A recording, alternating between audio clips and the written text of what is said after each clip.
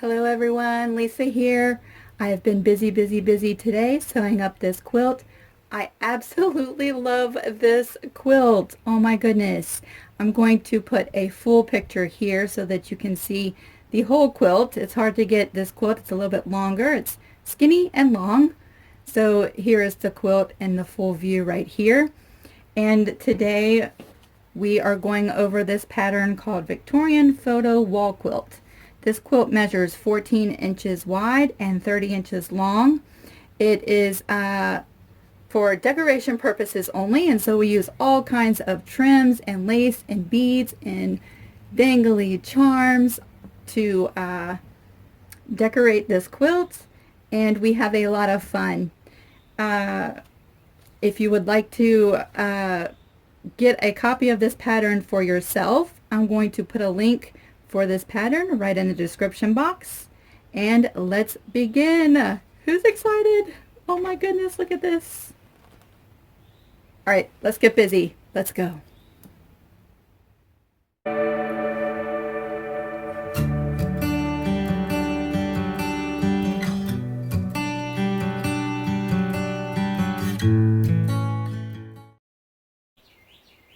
As we get started today, I just want to say I certainly hope the weather where you are is as lovely as it is here. Today is going to be in the very low 80s, I believe. And so I do have the door open to my studio this morning while it's nice and cool. And so we're going to hear some birds singing and probably school buses driving by the house. And hopefully that is not too noisy. I just want to enjoy this weather while it's nice and I don't have to turn on a heater or AC. You can see here I've already prepared the 4 blocks in this quilt that contain our pictures, each with a different technique. And so if you would like to see detailed explanations of how I sewed together these 4 blocks, I'm going to link in the description box the video for the construction of these 4 blocks. And these 4 blocks go into this Victorian wall quilt. I am so happy about this pattern. I love vintage looking things for my home. I love to make multimedia and textile art, and so we are combining all kinds of different methods into this quilt, and I love it. Of course, with this pattern, you could use this pattern so many ways. You do not have to put photos in these places. You could do this as a complete empty block and put whatever you want to in these places. This pattern also does come with 2 different printable backgrounds for this block here. And it also comes with a printable background for this block here, which is script. Again, these are optional, but they are included in this pattern. So let's take a look. Of course, you have the cover sheet here. With this pattern, I wanted to give some printing instructions because it is slightly different than my other patterns. I give a good explanation of how to print out the printables that come with this pattern. Up here there are 3 pages that print perfectly fine on 8.5 by 11 normal letter size paper, and that would be these pages here. You get a frame template for the applique. You get a applique template for this section right down here in the bottom, and you get the background script. And I typed this out, and really what it says is love is patient, love is kind, love does not envy, love is not proud, love is not rude, love is not self-seeking, love is not easily provoked, love is not easily angered, love keeps no record of wrongs, love does not delight in evil, love rejoices in the truth, love always protects, love always trusts, love always hopes, love always perseveres, love never fails, love is patient. And then it sort of repeats itself. So that is exactly what this background says. And this prints You would put your fabric through the printer and print this on fabric if you so desire. And just as an example, we will show you what that looks like printed on fabric. Just like that. So those print on regular letter size paper. And then you have 3 pages, and they are at the end of the pattern, that when you print them off with your pattern, you're going to print your pattern out as a whole document. They look like this. They look small. However, when you go to print on fabric, you want to change the settings to the legal size, which is 8.5 by 14. And you can see how it automatically resizes these graphics for you. And this would be printed on fabric, just like this. I have some wrinkles. So that is the graphic that I'm going to use in today's quilt. And again, there's 2 graphics that are optional if you want to use them. And then the tracing template for the bottom of our quilt, and this prints on paper, and it gives you the shape that we're going to cut the bottom of our quilt. Again, when you print off your pattern, it's going to look like this, but when you print it out on legal size paper, it resizes it correctly. So those are the printing instructions that you'll see on the second page of this pattern. And then we get to the fun stuff. It's going to give you some information about printing your photos. And in the video that I constructed those 4 photo blocks, I do talk about some printing, so if you have questions, I'm hoping that that video does answer a lot of them. If not, you can ask questions below in the comments section, and I would love to try to help. Then we're just going to jump in to block 1, and it goes through each block and gives measurements and some suggestions on what to use. And again, it's totally interpreted by you, so I give a lot of creative free space within this quilt. I'm super excited. We're going to start with block 1, and here we go. Let's start with block number 1. I have already assembled my block. However, we're going to walk through the construction of this block together. You want to cut your picture or whatever background fabric that you're using for this block at 4.5 by 6.5. And then you're going to need 24 of these small little tiny blocks. Now, because I work with t-shirt quilts a lot, I am used to working with large blocks. Or at least the smallest block usually is like 4.5 by 4.5. So there's definitely a size difference. This is little baby piecing. So it takes some getting used to for me. However, I think I did a pretty decent job assembling these 1.5 by 1.5 inch squares.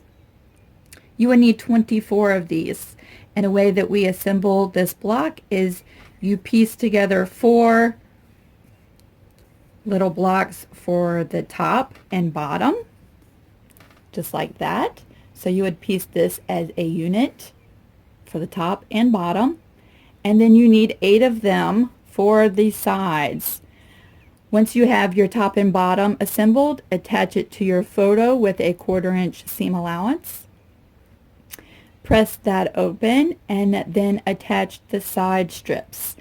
Again with a 1/4 inch seam allowance and pressing when you are done. And that is the assembly for block 1.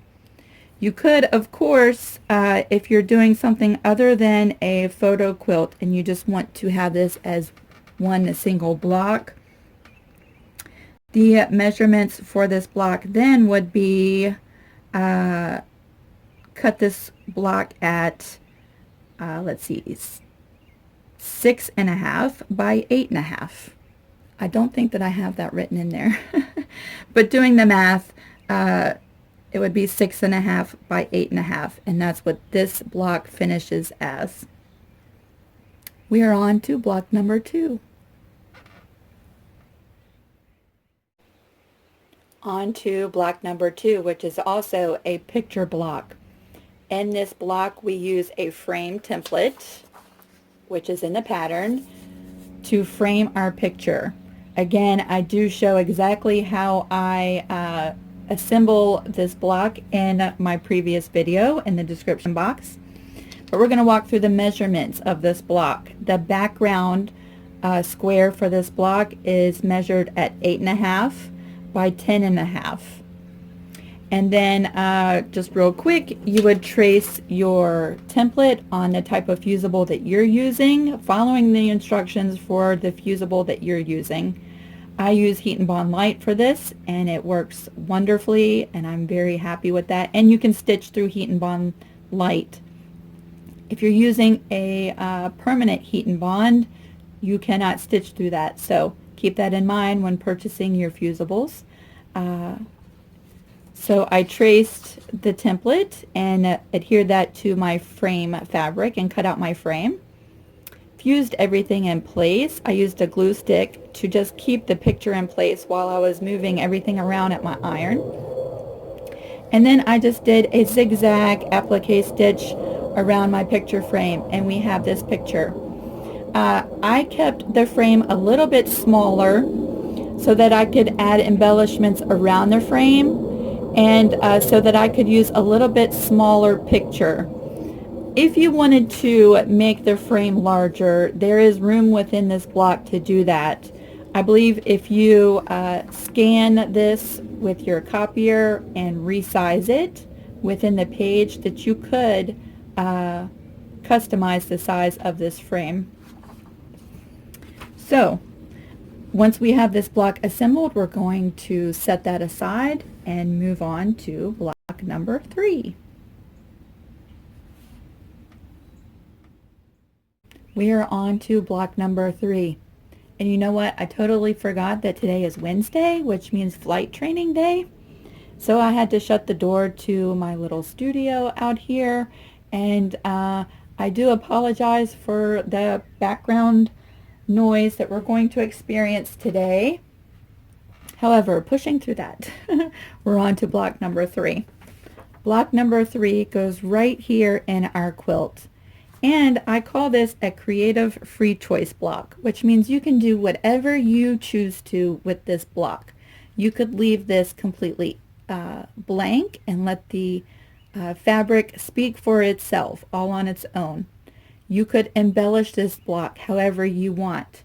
I plan on adding some lace and some vintage buttons to my block after it's all sewn together, so that those little trinkets don't get in the way of all my sewing and pressing. So the little circles on the pattern just indicate the 3 buttons that I'm going to use, but you can put whatever you want to here, or you could print off names or dates or a saying. You could do all kinds of stuff with this space. So here is an optional graphic that I printed off in case I wanted to use it. For this one, I'm just going to go with some coffee dyed fabric and add lace and little trinkets. This block measures 6.5 inches wide and 2.5 inches tall, and it gets sewn to the bottom of block number 1, just like that. So you would sew these two together with a 1/4 inch seam allowance and press, and once that is assembled, this unit gets sewn to the right side of block number 2. Again, pressing when everything is sewn together, and then this becomes your top piece of your quilt.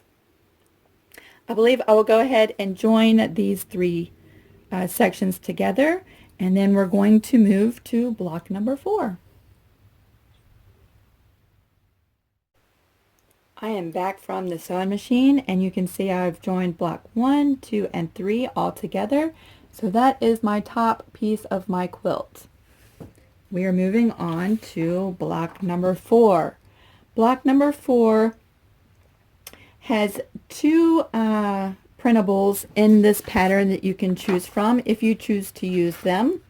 There's this one and this one. Again, these are totally optional and there to use if you would like, and if not, you could use any type of fabric for block number 4. Block number 4 is directly pretty much in the center of our quilt.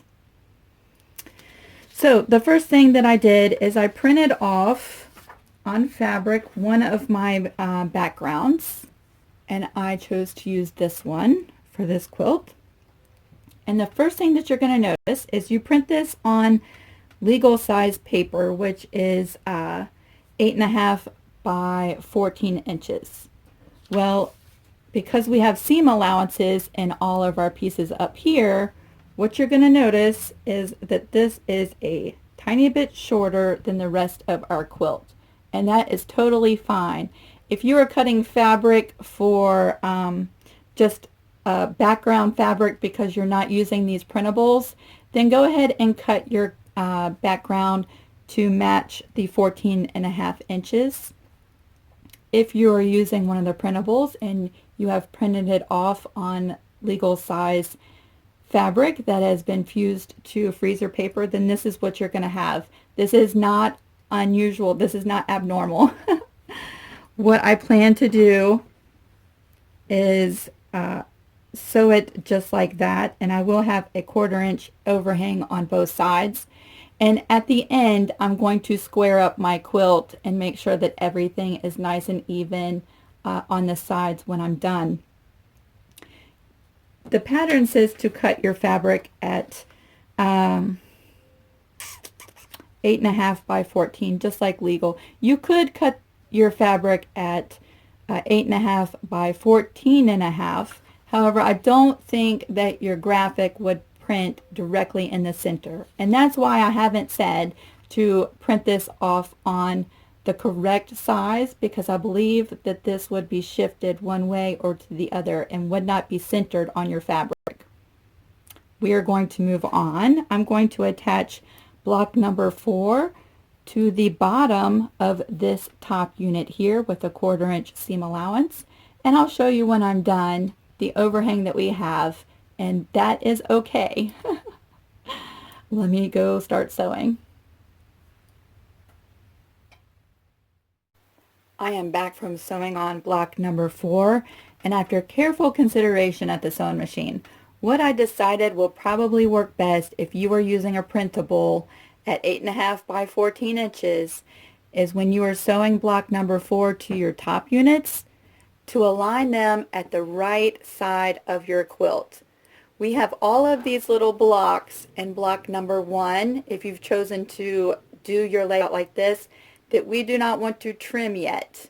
And this side of our quilt has lots of empty space that it doesn't matter if we trim that at the end. So I lined up the right sides of my blocks and started here and sewed over. So I have about a 1/2 inch overhang that will be trimmed at the end. Again, this really only matters if you are using the printables. If you are using your own fabric choice here and eliminating the printable, go ahead and cut block number 4 at 14 inches wide. Moving on to block number 5, we are right here, and that will be this block here. For block number 5, there is a printable if you choose to use that, and again, it does print correctly on a regular letter size piece of fabric that is adhered to freezer paper, and that just goes through your printer and it comes out just like this. I have already assembled block number 5. You can see how the script is on my fabric. I absolutely love that. And block number 5 is in my previous video, again in the description box, of how I did just a raw edge applique with my pictures and some stamped images, and then I frayed the image, my pictures around the edges.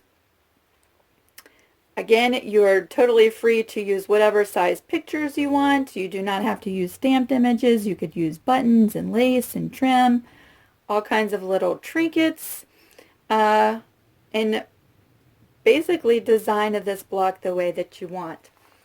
The measurements for this block will be 6.5 inches wide and 6.5 inches tall. And once you have assembled this block, we're going to set that aside and move on to block number 6.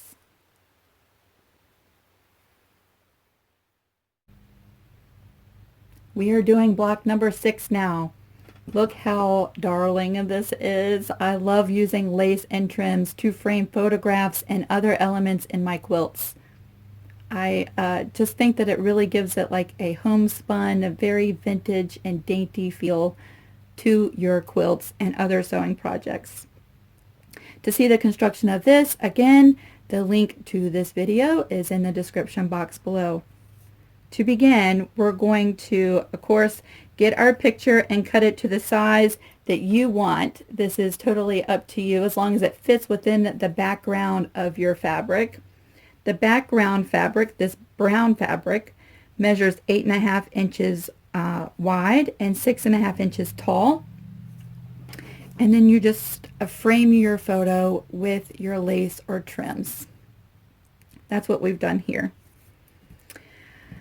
And then what we do next is we take block number 5, which we just made together, and we join it just like this. So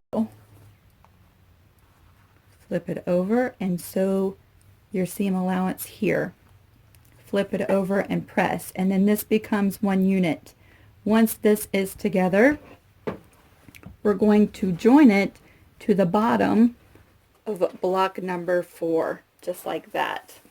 So this will be one unit, and it gets sewn to the block number 4. Again, align to the right if you have used a printable. That will help a lot.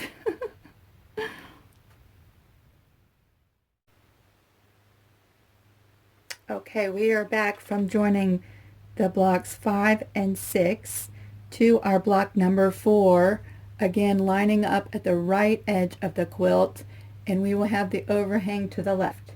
I did just come back from the office, and I changed my pattern to reflect how to line this up. When I made this pattern, I was sitting at the computer and trying to think step by step of exactly how to do this, and this is my first actual sewn quilt using this pattern. And so I did want to go ahead and change this in the directions so that it's easier to follow if you're just looking at the pattern. So I did change that. And now it reflects how to line up at the right side versus centered and trimming from both sides. All right, so we are on to block number 7. This is the tracing template for block number 7. Again, you'll want to print this on paper that is legal size, and that will give you the accurate sizing for this block. The instructions say to take some freezer paper, and that's what I have here, and trace on the paper side of the freezer paper your template. And so I've already done that and traced that out. And then you'll want to cut your background fabric at 14 inches wide by 8 inches tall. The next thing we're going to do is we're going to take our freezer paper template and align our straight line from our template directly on the top of our fabric, and we're going to press this in place. This gives us an exact layout of the shape for block number 7. Once this is pressed in place, you can easily cut along the line and acquire the shape for the bottom of block 7. I will go ahead and do that, and we will be right back. I am back from cutting out my background piece for number 7. One thing I want to show to you, see my little drawing here? I will never understand why PDFs always do their own little resizing, and I believe it's because each document has built-in margins, and so they slightly shrink the images to adjust for those margins, and so that's something that you cannot change about a PDF. I don't believe. I've done a lot of research.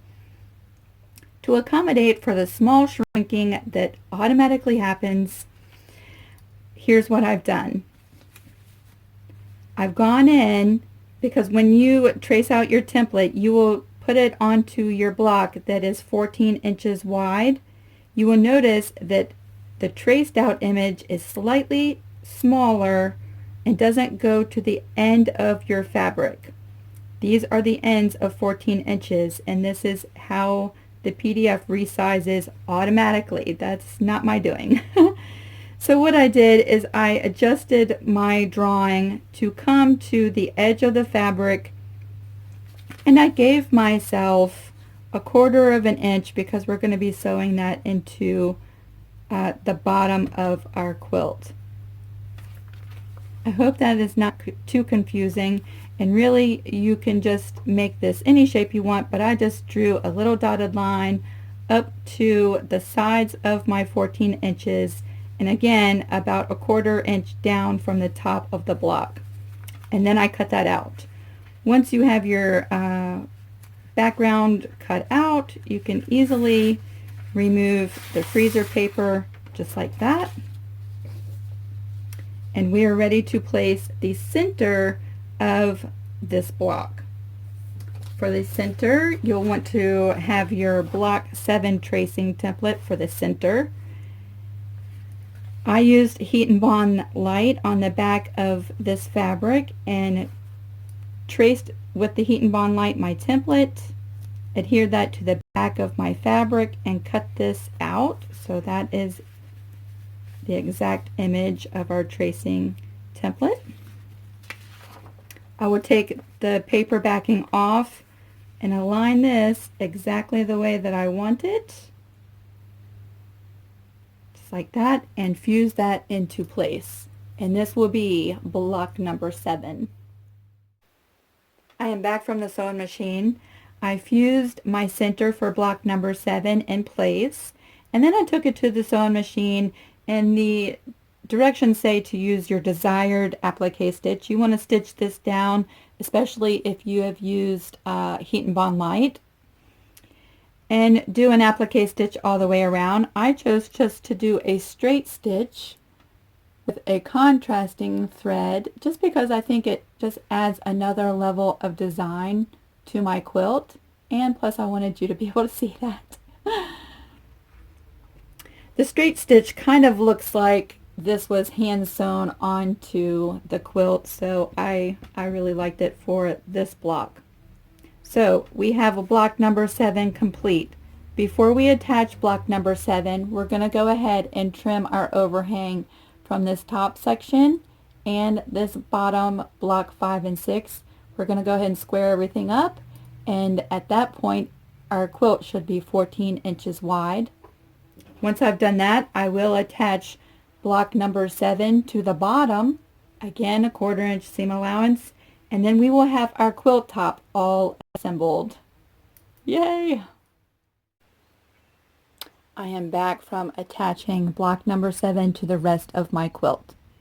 The really awesome thing about sewing my first quilt with you is that I have realized the little errors in my pattern, and I've been able to go in and change them before I release this pattern. So let me show you what I discovered, because I didn't come down quite far enough. Remember how I said I came from the top a 1/4 of an inch? Well, when I sewed that together, you can see my seams sticking out right there and right there. To fix mine, I'm just going to go in with my scissors and round these corners, and mine will be perfectly fine. You'll never know that any altercations had happened to my quilt. However, when I noticed this after pressing, I did go in and change the template. I enlarged it a little bit, and so now this template will be true to size. The sides got cut off a little bit. You can see what I was talking about, the margins there. That's where they cut it off. But if you use the actual paper as your template, it's exactly 14 inches. And you would start cutting down here, and that's going to give you plenty of quilt that comes down and hides your seam allowances. And so now your template has been revised.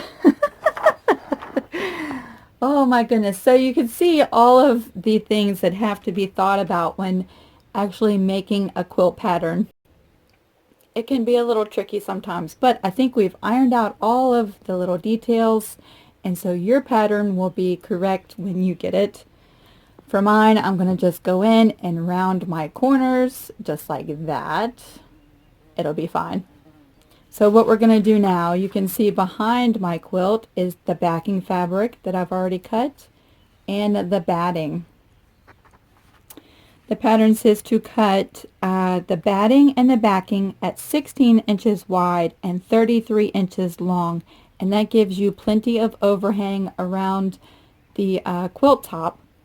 The way we're going to layer this is you will put your quilt batting down first.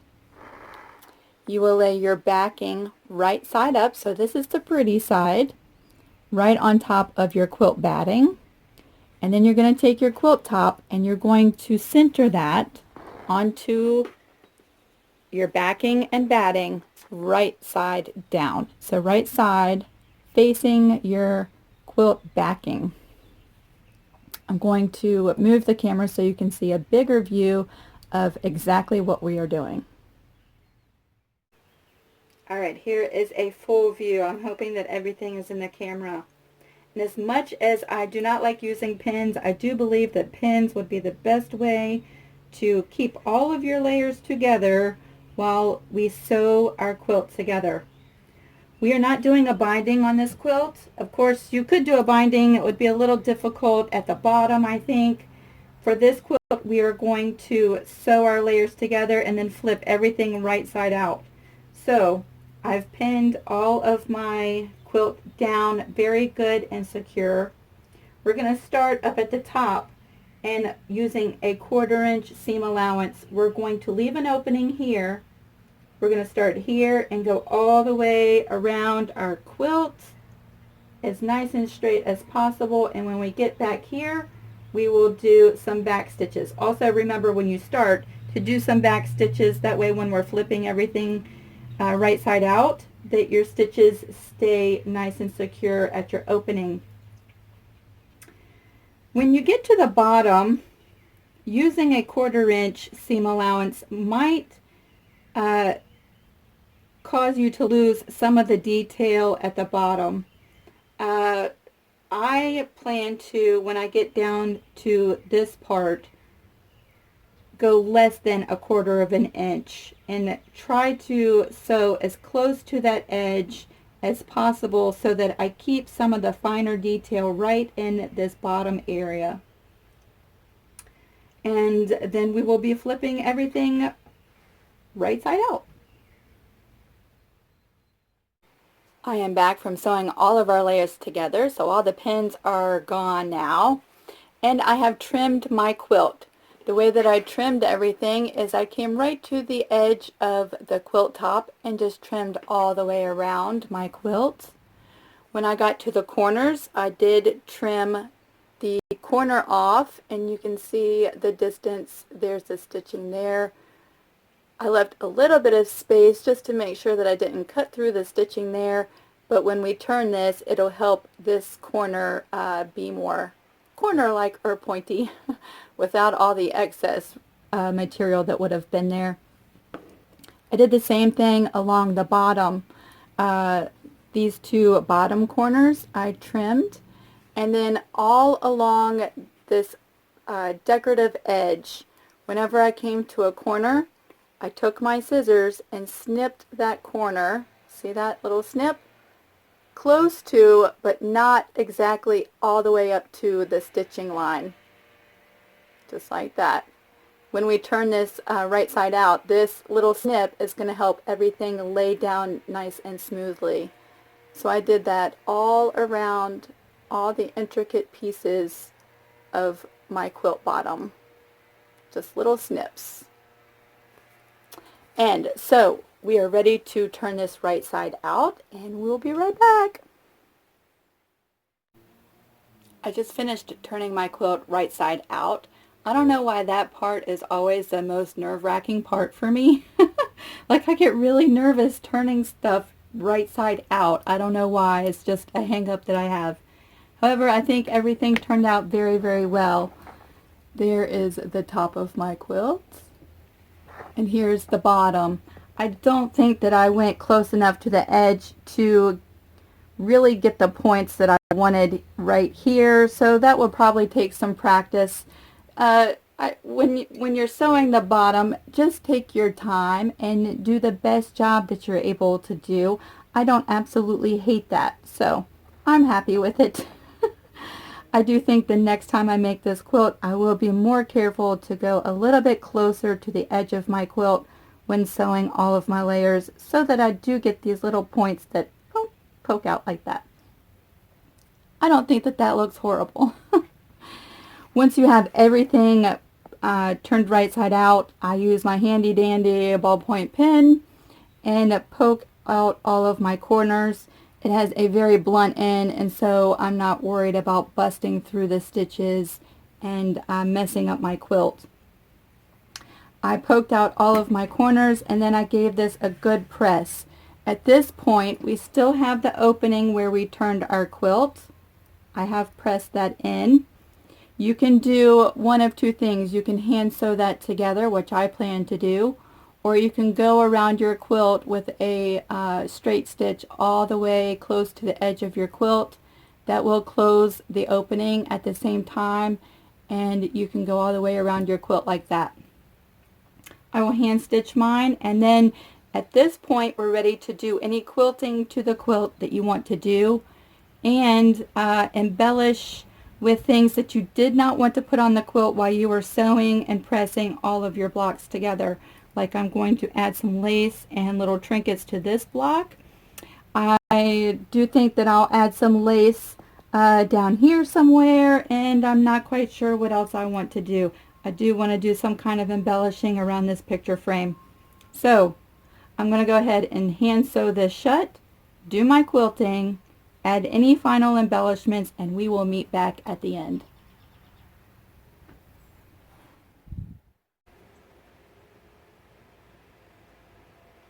Here we are. Here's my finished quilt with all of the embellishments.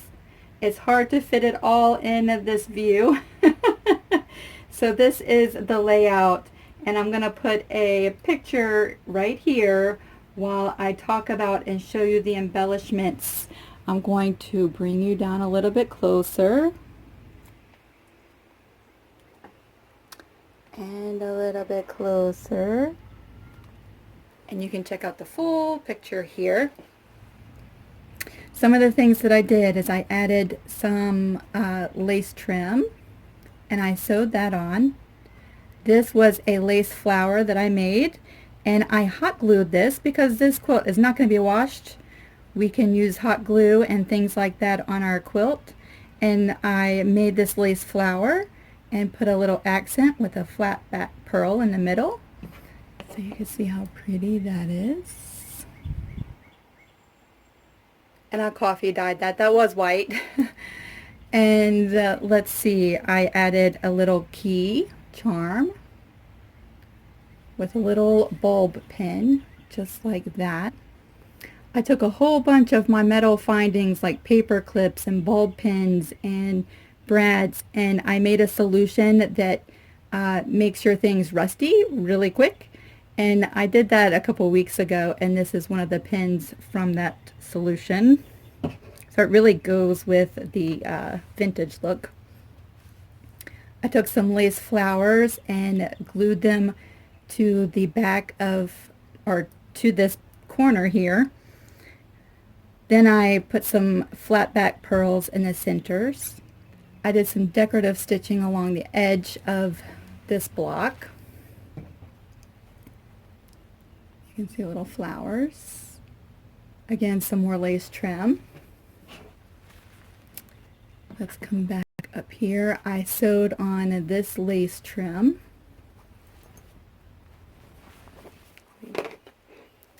This is a piece of lace that I stained with alcohol ink. It was white. And then with another bulb pin, I just attached this brooch, and so it just dangles. I did very simple stitch in the ditch quilting around the picture and around each block, just to keep everything in place. And then around my picture frame, I knew that I wanted to fill up this empty space, and I'm so glad I designed it this way because I was able to come in with some silk flowers and some buttons and attach them with hot glue around my picture. And I love that. I love that so much. We'll take a look at the back, and you can see it's just very simple quilting on the back. Just stitch in the ditch quilting. Of course, you can do whatever type of quilting you want to do on yours. And there is where I hand sewed the opening.